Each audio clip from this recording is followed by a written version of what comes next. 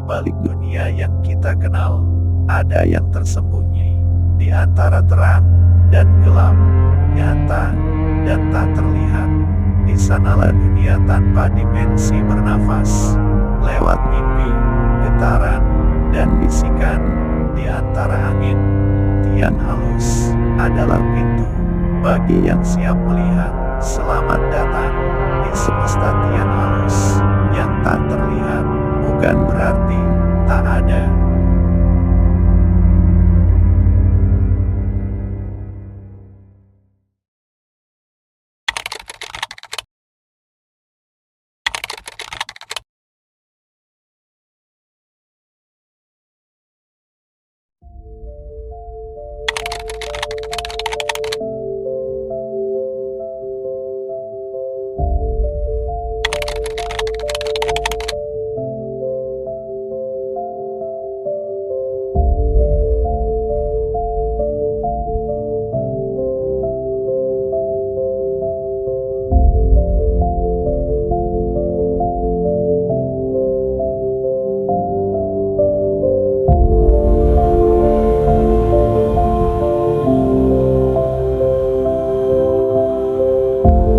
Menatap wajah tenang Mbah Kunto.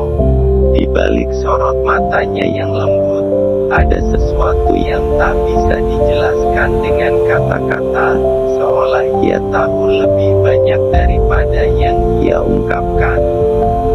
Dengan suara pelan, Om Pus berkata, "Kalau Indah harus kembali ke Lawang Sewu, saya khawatir, Mbah. Saya takut keadaannya makin parah." Mbah Kunto kembali tersenyum kecil, kali ini dengan helaan napas panjang, seakan memahami beban batin yang dibawa rombongan malam itu. Ia melangkah ke sudut ruangan, membungkuk ringan, lalu mengangkat sebotol air mineral merek Aqua ukuran 1,5 liter. Botol itu tampak biasa, tanpa label khusus atau warna mencolok. Tapi justru dari kesederhanaannya, ada kesan tulus dan bersih yang terasa kuat. Ia menyerahkan botol itu kepada Om Pus dengan hati-hati, seakan benda itu mengandung sesuatu yang lebih dari sekadar air. "Sagede iki wae cukup," ujarnya pelan. "Nek Indah kumat, wis minumke seteguk. Banjur, basuhi wahahe. Jangan lupa ucap bismillah, insya Allah mendingan." Ia menatap Om Pus dalam-dalam, lalu menambahkan dengan suara yang lebih rendah, "Iki dudu jampi, dudu ajian. Iki niat leh, niat sing bersih, tulus, mung ngarepke tulunge Gusti." Tangannya menepuk pelan bahu Om Pus, memberinya kepercayaan sekaligus pengingat bahwa dalam hal-hal seperti ini, bukan kekuatan yang diperlukan, melainkan kejernihan hati dan keberanian untuk tetap waras di tengah hal yang tak bisa dijelaskan logika. Dengan hati berat, mereka berpamitan. Om Pus menyelipkan amplop kecil ke tangan Mbah Kunto sebagai tanda terima kasih. Tapi dengan halus, Mbah Kunto menolak, "Boten usah repot-repot, Mas. Aku mewangi sedulur. Nek ora ikhlas, ora nyambung." Ia hanya meminta mereka mendoakan keluarganya agar selalu diberi keselamatan. Saat kembali ke halaman, embun dini hari mulai turun tipis. Suasana senyap, tapi tak menakutkan. Ojek-ojek sudah menunggu di luar, mesin mereka masih hangat dari perjalanan tadi. Indah masih terlihat lemah namun tenang, didampingi Virus dan Tanto. Ia tidak berbicara sepatah kata pun, tapi matanya kadang menatap kosong, kadang menatap dalam, seperti sedang mendengar sesuatu yang tak bisa dijelaskan. Tidak menolak, tidak menyetujui, ia hanya mengikuti, seakan tubuhnya dituntun oleh sesuatu yang lebih dalam dari logika. Om Pus melirik jam tangannya, nyaris tengah malam, ia memberi isyarat agar para panitia berkumpul.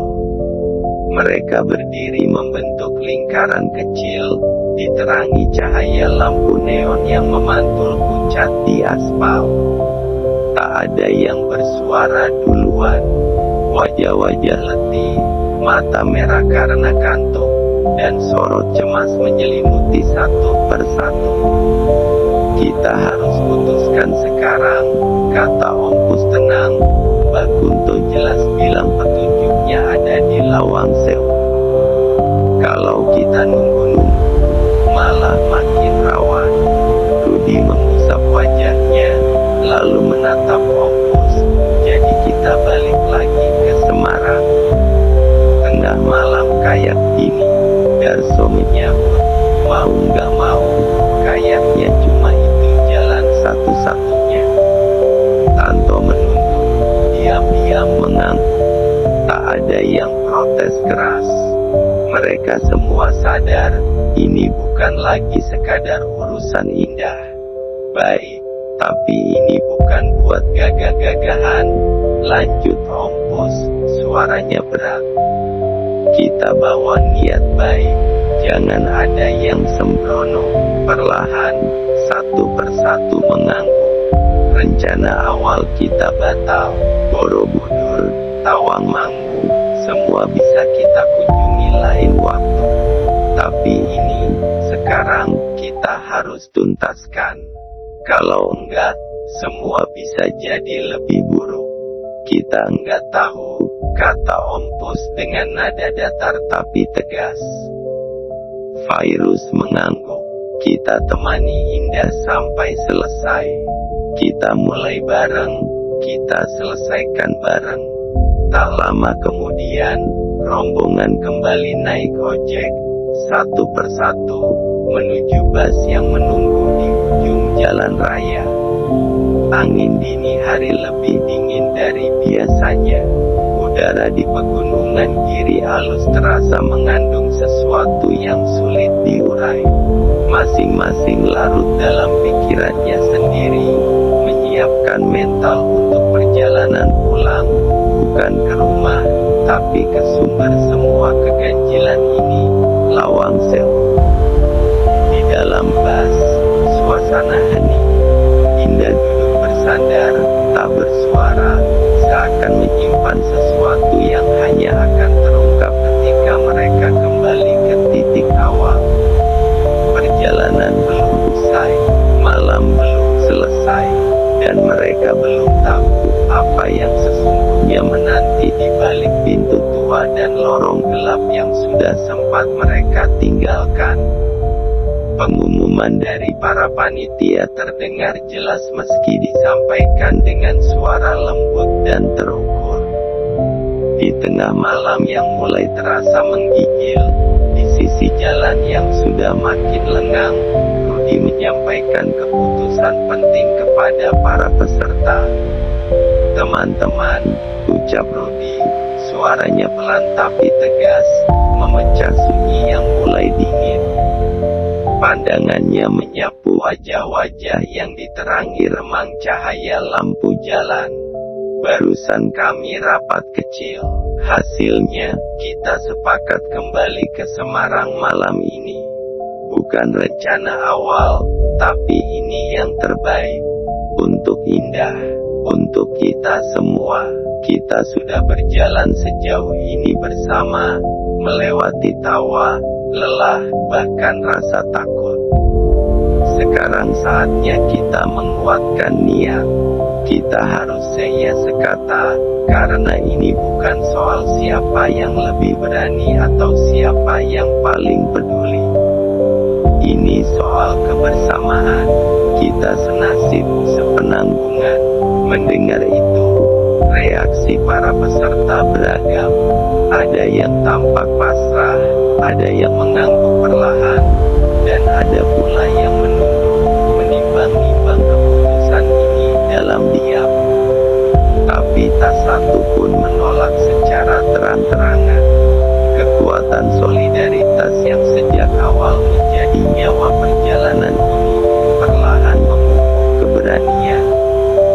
Tak ada yang bersorak, tapi kesepakatan itu diam-diam tumbuh dan mengakar dalam hati mereka. Pak sopir yang sudah dari tadi duduk santai sambil memegang gelas plastik kecil berisi kopi hitam, akhirnya menghampiri. Kalau panitia siap tanggung solar sama makan nanti di jalan, saya jalanin, katanya lugas, menepuk-nepuk dashboard bus seolah berbicara pada rekan lamanya. Om Pus dan Rudi mengangguk cepat. Berangkat sekarang juga Pak, jangan tunggu lebih lama.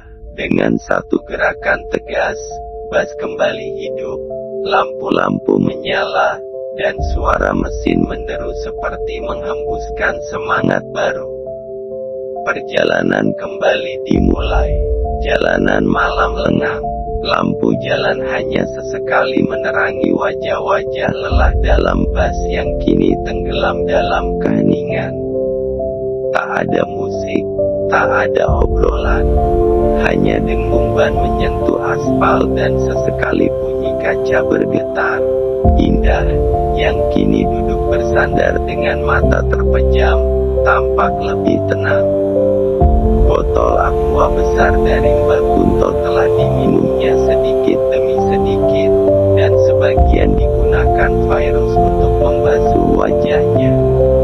Air itu seperti meredakan bara yang sempat menghanguskan kesadarannya.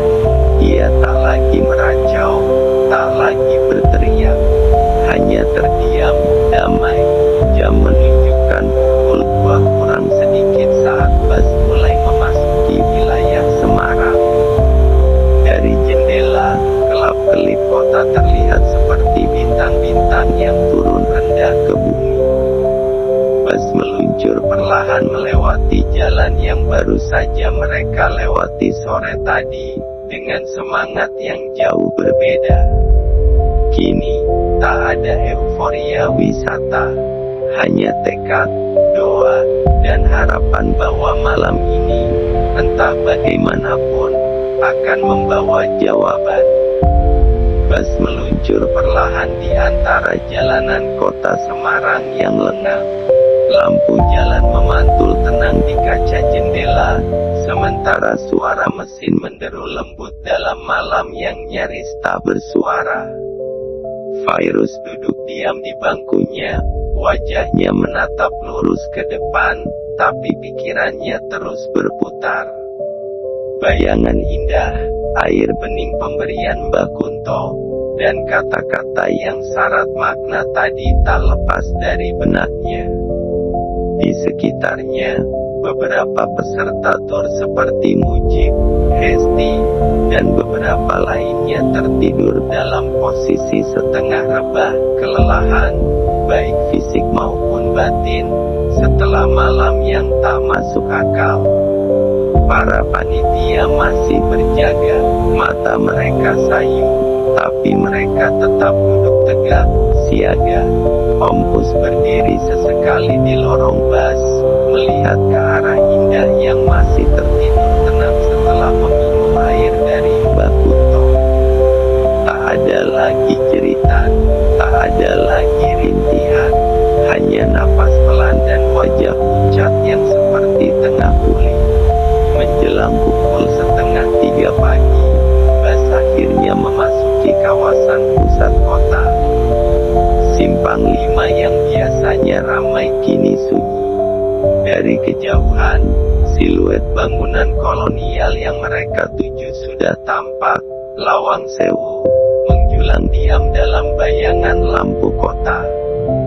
Gedung tua itu berdiri seperti penjaga waktu, menyimpan rahasia dan gaung masa lalu. Bus berhenti perlahan di depan gerbang besi hitam yang terkunci. Tak lama, dari pos jaga yang remang, muncul seorang pria tua dengan jaket lusuh dan topi hitam. Cahaya lampu pos memperlihatkan wajah keriputnya yang kaku tapi tidak menyeramkan. Ia berjalan mendekat dengan langkah teratur. "Selamat malam, Mas. Dari mana ini? Tengah malam begini kok kesini?" Tanyanya cepat dan heran ketika pintu depan bus terbuka dan Om Pus berjalan turun. Suaranya serak tapi tidak bernada curiga. Ia berdiri di depan bus sambil menyipitkan mata, menatap ke dalam. Om Pus menghampiri, kemudian menyalaminya. "Permisi Pak, kami dari rombongan tur, kembali ke sini karena ada urusan penting. Kami mohon izin sebentar saja." Pak Sarwo mengangguk pelan, lalu menyapu pandang ke arah bus. Wajahnya tenang, tapi ada sorot mata yang menyimpan waspada. Ia menepuk-nepuk pelan saku jaketnya, lalu mengisyaratkan dengan tangannya. "Mari, duduk dulu di sini," katanya sambil menunjuk bangku panjang dari semen di samping pos jaga yang kecil dan remang-remang. Om Pus memberi isyarat pada Virus dan Tanto untuk ikut turun. Mereka bertiga mengikuti langkah Pak Sarwo dan duduk berdampingan di sisi pos, di bawah temaram lampu yang menggantung dari atap seng. Udara dini hari menusuk, tapi suasana hati jauh lebih dingin daripada angin yang berembus. Sarwo mengambil termos kecil dan menuangkan teh hangat ke dalam gelas plastik, menyodorkannya satu persatu. "Saya bukan mau melarang, ya," ucapnya perlahan, memecah hening. "Tapi sebelum masuk, lebih baik kita bicarakan dulu, apa yang sebenarnya sedang kalian cari di tempat seperti ini, jam segini." Nadanya tenang, tak menghakimi, tapi menyiratkan bahwa ia tahu, ini bukan kunjungan biasa. Om Pus menatap cangkir teh di tangannya, menarik napas panjang. "Kami kembali ke sini, karena ada yang belum selesai Pak Sarwo. Dan mungkin, hanya tempat ini yang bisa menjawab." Rudi dan Tanto sampai ke tempat mereka ketika Om Pus selesai menjelaskan siapa dan apa yang mereka lakukan sore tadi di tempat itu. Mereka langsung duduk di samping Virus. Selesai ucapan meluncur dari mulut Om Pus, Pak Sarwo mengernyit pelan, seolah berusaha menata ulang ingatan yang tersentil oleh nama yang disebutkan barusan. Senyum kecil terbit di wajahnya, bukan karena geli, tapi lebih sebagai bentuk kesopanan yang ragu. Ia beranjak ke dalam pos jaga, membuka laci kecil dan mengeluarkan sebuah buku besar bersampul coklat tua. Sampulnya kusam, sudut-sudutnya mengelupas, dan di punggungnya tertera tulisan tangan, data petugas dan pengurus Lawang Sewu. "Maaf, bukan saya tidak percaya, tapi mas-mas ini sedang tidak bercanda kan?" ujarnya pelan meminta ketegasan. Kini giliran 5 pemuda itu yang terheran. "Tentu saja Pak, mana mungkin kami berani bercanda setelah apa yang kami lalui malam ini," seru Om Pus sambil menyeruput tehnya pelan. Setelah menatap dalam seketika, Pak Sarwo membuka halaman demi halaman buku itu dengan hati-hati. Jari-jarinya menyisir lembar demi lembar penuh nama dan foto. Hening melingkupi mereka, hanya terdengar gesekan kertas dan desok angin dini hari. Ketika ia berhenti di sebuah halaman, ia menatap dalam kelima pemuda yang berdiri tegang di depannya. "Inikah Pak Tejo?" gumamnya lirih, lalu memutar buku itu dan menunjukkannya pada mereka. Om Pus langsung mengangguk cepat. cepat, nyaris serempak dengan Aton. Iya Pak, ini orangnya. Saya yang ngobrol langsung sore tadi. Dia yang bantu kami masuk, kasih kami izin, bahkan cerita banyak hal, ujar Ompus dengan nada suara yang terdengar gugup tapi pasti.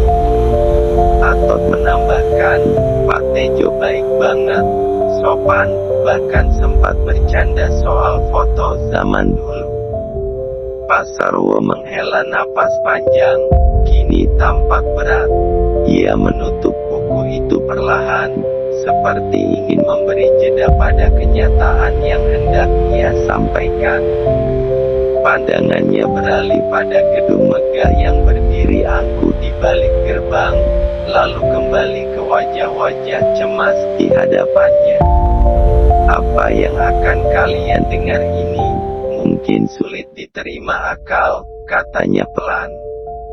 Tapi saya tidak main-main. Suaranya datar, tenang, tapi terasa menyimpan sesuatu yang lebih dalam dari sekadar kata. Pak Tejo yang kalian temui itu, dulunya memang penjaga di sini. Orang baik, pekerja keras, dan sangat mencintai tempat ini. Tapi beliau sudah meninggal lebih dari 20 tahun lalu. Seketika udara terasa berat, wajah-wajah yang tadinya tegang kini berganti dengan keterpanahan. Gelas teh di tangan Atot nyaris jatuh, untung masih sempat ia tangkap dengan refleks.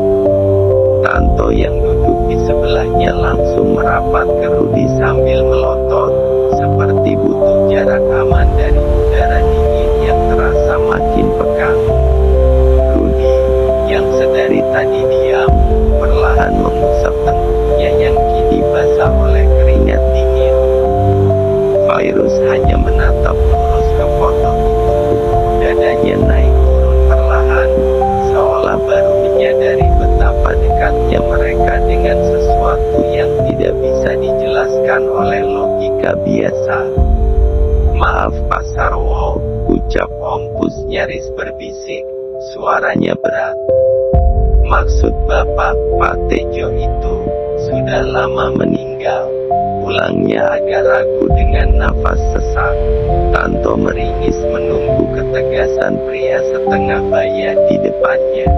Bapak sungguhan kan, tegas Rudi sambil mengusap-usap bahunya ngeri.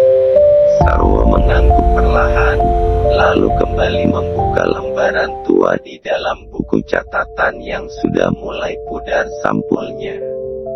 Di halaman selanjutnya, ia menunjukkan sebuah foto berwarna kusam, seorang pria berkumis tipis, mengenakan topi pet penjaga, berdiri dengan latar belakang gerbang besar Lawang Sewu. Ini, Pak Tejo, nama lengkapnya Tejo Wicaksono. Ia dulu jaga di sini, tahun-tahun awal setelah gedung ini mulai dibuka untuk wisata. Baik orangnya, sopan, telaten. Tapi, beliau wafat sekitar 20 tahun lalu. Karena sakit, kalau tidak salah. Saya tahu, karena beliau umbar dari teman saya satu desa. Mata-mata itu membelalak, seolah tak percaya dengan apa yang baru saja mereka dengar. Ompus tercekat, bola matanya bergeser cepat menatap Atot, lalu Virus, mencari kepastian di wajah-wajah sahabatnya. Tapi yang tampak justru sama, tatapan kosong yang perlahan berubah menjadi cemas.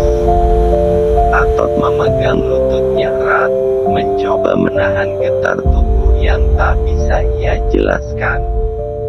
Rudi masih mematung, pandangannya tak lepas dari buku besar di meja. Gelas teh di tangannya gemetar, hampir saja terjatuh sebelum ia buru-buru menaruhnya. Hening yang menggantung seperti menyatu dengan dinginnya dini hari dan suara jam tua dari pos jaga yang berdetak perlahan. Virus menunduk, Alisnya mengernyit dalam, mencoba mencernanya dengan logika. Tapi semua terlalu kabur, terlalu absurd. Bagaimana mungkin mereka bisa mengobrol, tertawa, bahkan dituntun masuk oleh seseorang yang ternyata sudah meninggal 2 dekade silam? Busana Pak Tejo memang tampak usang dan gaya bicaranya tua, tapi mereka tak pernah mengira sosok itu bukan lagi manusia biasa. Sarwo menutup buku itu dengan tenang, tapi sorot matanya masih mengandung kewaspadaan. Saya tahu ini berat dipercaya, tapi saya sudah sering dengar hal-hal semacam ini. Lawang Sewu bukan sekadar bangunan tua. Kadang ia menjadi panggung bagi hal-hal yang tak kasat mata untuk menyampaikan sesuatu yang harus dimengerti, bukan dilawan. Om Pus tak langsung menjawab. Ia menyandarkan buku, mengusap wajah dengan kedua tangan. Napasnya dalam, seperti sedang menahan badai yang mulai pecah di dalam benaknya. Dalam diam itu, pikirannya melayang pada wajah indah yang pucat, pada jeritan-jeritannya, pada setiap detail ganjil sejak mereka keluar dari gedung kolonial itu. Pak Sarwo menatap mereka satu persatu, sejenak mengamati wajah-wajah muda yang kini tampak lebih pucat dari sebelumnya. Dengan nada pelan tapi berat, ia melanjutkan, Lawang Sewu tidak pernah buka sampai malam. Pukul 3 sore adalah batasnya. Setelah itu, seluruh area harus steril. Satpam kami patroli, memastikan tidak ada satupun pengunjung yang tersisa. Termasuk pedagang di luar, mereka juga tahu aturan itu. Mereka paham, bukan hanya soal keamanan biasa, tapi karena tempat ini bukan ruang biasa. Ucapannya menggantung sejenak, dan tidak mungkin jam 5 sore masih ada keramaian, apalagi pedagang. Semarang sendiri sudah tahu, tempat ini seperti memiliki waktu dan dunia sendiri setelah sore hari. Kata-kata itu menyayat keheningan. Om Pus menunduk, matanya memerah, menggigit bibir bawahnya agar tak runtuh, mencoba meredam gelombang takut yang kini berubah jadi semacam rasa bersalah. Ia menatap Virus, Atok, Tanto, dan Rudi. Wajah-wajah itu sama bingungnya, sama ngerinya. Mereka semua sangat yakin, jelas ingat. Hanya beberapa jam lalu, mereka berada di sana, di tengah keramaian, bercanda, antre tiket, bahkan sempat membeli es teh di warung dekat pagar luar. Lalu masuk, dituntun oleh seorang pria bersahaja yang memperkenalkan dirinya sebagai Pak Tejo.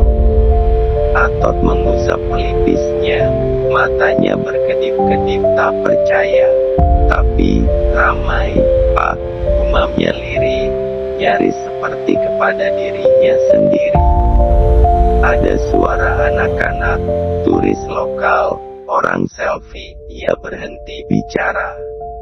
Percuma, semua yang mereka lihat tadi seperti tak punya bekas. Kenangan yang begitu jelas, kini seolah-olah hanya fata morgana. Rudi yang sedari tadi diam hanya bisa menggeleng pelan, tangannya refleks memegang tengkuknya yang kembali terasa dingin. Virus memejamkan mata, seperti mencoba menahan desakan air mata atau membendung serangan kecemasan. Cerita Pak Sarwo ini terasa seperti puncak dari semua kengerian yang mereka lalui sejak sore. Semuanya seakan menjadi puzzle yang kini mulai tersusun, tapi membentuk gambar yang tak ingin mereka lihat, gambar yang mustahil dijelaskan dengan akal sehat. Ia membuka matanya perlahan, lalu menatap gelapnya malam di luar pos jaga. Udara terasa makin berat, seolah seluruh Semarang menyimpan napasnya hanya untuk mendengarkan apa yang sedang terjadi di pos itu. Mereka duduk mematung, seperti patung lilin yang tak lagi tahu harus bersikap bagaimana. Ucapan Pak Sarwo mengalir lembut, namun justru itulah yang membuatnya terasa menakutkan, bukan seperti dongeng, tapi kenyataan yang tak bisa dielakkan. Wajah Pak Sarwo tenang, suaranya tidak meninggi, namun makna di balik kata-katanya terasa menghujam tajam ke dalam dada. Mereka tak ingin mempercayainya, tidak ingin mengakui bahwa apa yang mereka alami sore tadi mungkin bukan dari dunia yang sama. Tapi semakin lama mereka duduk di sana, mendengarkan penjelasan yang mustahil itu, dunia yang mereka kenal perlahan-lahan runtuh. Mereka tahu, semakin lama duduk bersama Pak Sarwo, semakin banyak kebenaran ganjil yang terkuak.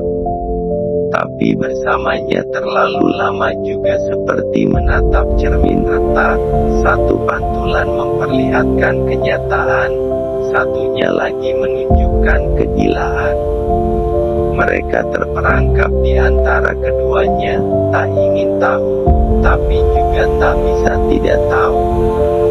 Dan Lawang Sewu berdiri di belakang mereka, diam-diam tersenyum dalam gelap. Lalu, kata Om Pus akhirnya, apa yang harus kami lakukan sekarang? Ujarnya memelas. Dia menundukkan tubuhnya lalu mengusap kasar rambutnya setengah frustasi. Kau sudah lihat sisi gelapnya, dan sekali kau melangkah ke dalam, tak ada jalan mundur. Tekan subscribe kalau kau cukup berani untuk lanjut. Tinggalkan komentar, biar dunia tahu kau pernah ada di sini. Kita bukan pencari cahaya, kita peluk gelapnya. Sampai jumpa di kegelapan berikutnya. Tiang halus, di mana ketakutan tunduk, dan keberanian ditempa.